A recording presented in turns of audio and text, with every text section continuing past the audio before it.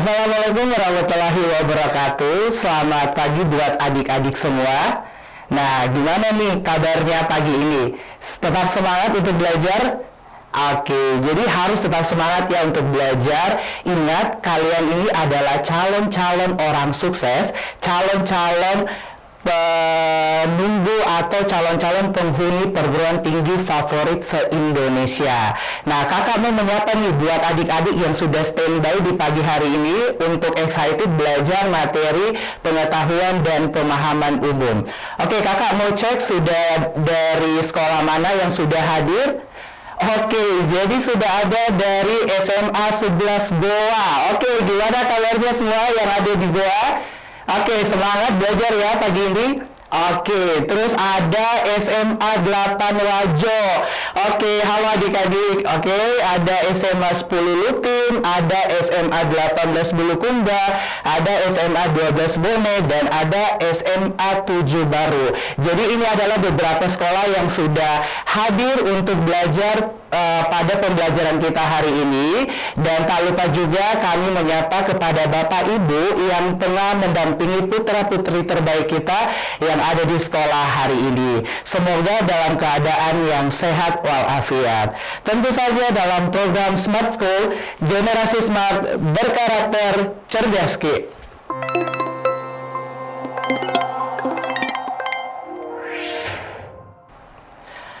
Oke, bersama dengan Kak Andrean Jinsreil, jadi selama 45 menit ke depan, kita akan belajar atau membahas soal-soal mengenai materi bahasa Indonesia UTBK. Dan sebagaimana kita ketahui bahwa sebelumnya kita sudah belajar satu komponen tentang materi bahasa Indonesia UTBK, yaitu mengenai pengetahuan dan pemahaman bacaan dan menulis atau yang biasa disebut PBM.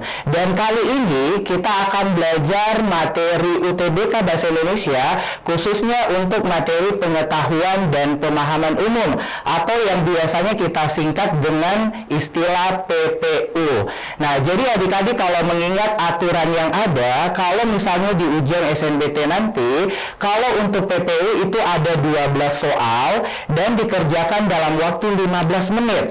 Berarti logikanya untuk satu soal itu tidak cukup sampai 1 menit adik-adik kerjakan. Makanya sudah dari sekarang, apalagi sudah H-75 ya UTBK mulai dari hari ini. Oleh karena itu adik-adik harus terus berlatih mengerjakan soal mengenai materi bahasa Indonesia UTBK.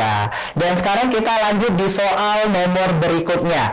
Jadi soal nomor berikutnya kita cek dulu. Soal nomor berikutnya yang dibahas itu apa? Yang diminta itu apa? Yaitu mengenai pola kalimat yang sama. Nah, tadi kakak mau review ingatannya adik-adik. Kalau misalnya pola kalimat itu dia ada berapa totalnya? Ada 5. Nah, jadi tadi ada apa? Ada subjek, predikat, objek, pelengkap, dan keterangan. Nah, adik-adik, karena di soal dia mintanya pola kalimat yang sama dengan pola kalimat yang di atas, berarti otomatis langkah yang harus kita tempuh itu adalah dengan menentukan pola kalimat di kalimat yang ada di soal. Dan kalimat yang ada di soal, dia mintanya itu, dia itu mengatakan membuang sampah merupakan kewajiban. Membuang sampah merupakan kewajiban. Tadi kakak sudah jelaskan kalau misalnya subjek itu fungsinya apa? Biasanya subjek dalam kalimat berupa apa? Berupa pelaku atau bisa juga hal yang dibahas. Jadi perhatikan baik-baik, tadi kakak katakan berarti subjek itu bisa juga berupa kata kerja lewat hal yang dibahas. Oke? Nah, terus kalau misalnya predikat tadi fungsinya apa? Nah, jadi kalau misalnya untuk predikat dia itu tadi fungsinya adalah menjelaskan subjek.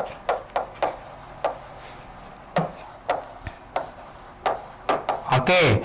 Nah, sekarang karena kita bahas dulu subjek predikatnya supaya adik-adik lebih memudahkan. Nah, sekarang adik-adik coba lihat yang di soal yang ada di dalam kalimat yang kita bahas hari ini. Membuang sampah merupakan kewajiban. Tadi tips kakak kalau mau tahu di kalimatnya itu dimulai dari subjek atau tidak, bilang saja hal apa yang dibahas.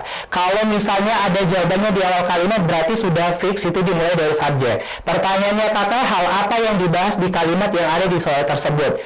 Ada jawabannya? Ada. Yang dibahas itu adalah membuang sampah. Berarti ini kalau dari segi pola kalimat dia adalah subjeknya. Berarti untuk pola kalimat selanjutnya setelah subjek apa? Nah, otomatis predikat, karena predikat itu tadi fungsinya menjelaskan subjek. Jadi kalau predikatnya itu dikata merupakan. Nah, ini aturan paten yang adik-adik harus tahu. Nah, sekarang adik-adik kalau misalnya untuk predikat itu kalau misalnya di kalimat itu dia predikatnya kata merupakan,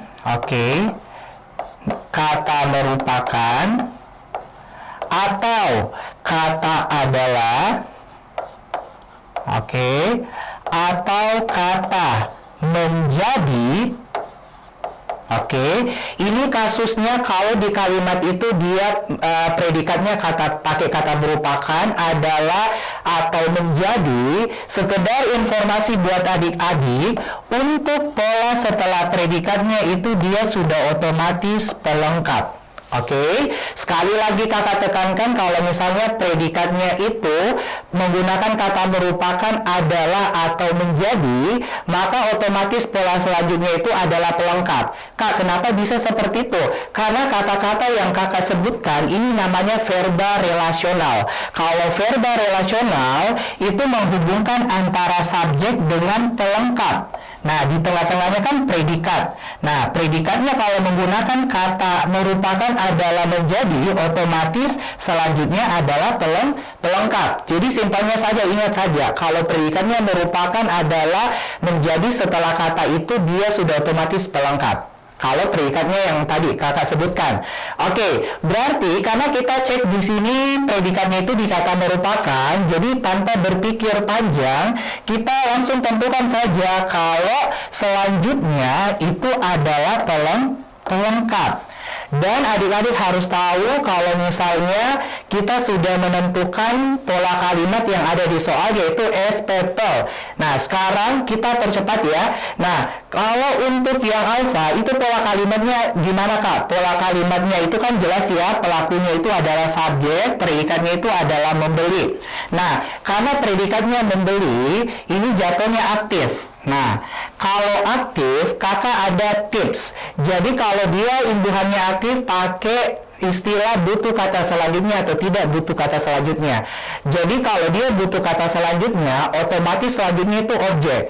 Tapi kalau tanpa kata selanjutnya setelah predikat, kalimatnya tetap jelas, berarti dia itu sudah otomatis bukan objek, tapi selanjutnya itu bisa pelengkap atau keterangan. Jadi contoh, menangis. Saya menangis. Predikatnya kan dikata menangis. Kalimatnya sudah jelas atau tidak? Nah, sudah jelas. Kalau sudah jelas, berarti dia tidak butuh kata selanjutnya. Berarti setelah menangis itu bisa pelengkap atau keterangan. Nah, sekarang kalau dia butuh kata selanjutnya, berarti dia jatuhnya objek. Nah, kalau adik membeli itu harus ada kata selanjutnya atau tidak? Harus. Berarti ini adalah objek. Jadi kalau butuh kata selanjutnya berarti otomatis objek, dan karena ada di preposisi, ingat keterangan itu kalau ada preposisi atau konjungsi dia menandakan adanya keterangan. Berarti ini adalah keterangan. Berarti polanya SPOK. Berarti secara logika alfa ini sudah bukan jawabannya. Sekarang kalau misalnya untuk yang di opsi Bravo subjeknya jelas ya, pelakunya Lia, predikatnya bermain. Nah, sekedar informasi adik-adik, kalau misalnya kalimatnya itu aktif dan dia pakai imbuhan ber, itu otomatis dia namanya intransitif atau tidak butuh kata selanjutnya karena kalimatnya itu sudah jelas, saya bermain. Nah, jadi otomatis untuk selanjutnya tadi kakak bilang apa, kalau dia predikatnya intransitif yang tidak butuh pola selanjutnya itu adalah Nah, soal itu adalah pelengkap atau keterangan. Tapi karena ada di preposisi, berarti ini keterangan, bukan pelengkap. Oke, sekarang coba lihat C, D, dan E. Kita simpelnya biar lebih mudah menjawab. Kita lihat saja di sini. Merupakan adalah menjadi, kalau dia berupa predikat, maka selanjutnya adalah pelengkap. Kita lihat C, D, dan E, ada enggak kata yang kakak sebutkan tadi? Ada. Jawabannya di apa? Di error. Dia pakai kata menjadi. Berarti ini kan otomatis selanjutnya pelengkap. Berarti logikanya bisa jadi jawabannya. Berarti kalau kita lihat ingin menjadikan predikat, subjeknya adalah saya. Berarti dapat jawabannya. Jawabannya itu adalah bagian error. Kenapa, Kak? Karena kan jelas ya, subjeknya itu saya, pelaku, ingin menjadi itu predikat, dan karena ingat predikatnya kata menjadi, maka selanjutnya itu otomatis pelengkap. Berarti dokternya itu pelengkap. Dan sama SPP. Nah, jadi kayak gitu ya, Dek, kalau misalnya untuk pola kalimat. Jadi nanti lain kali kita akan membahas lebih lanjut lagi mengenai pola kalimat.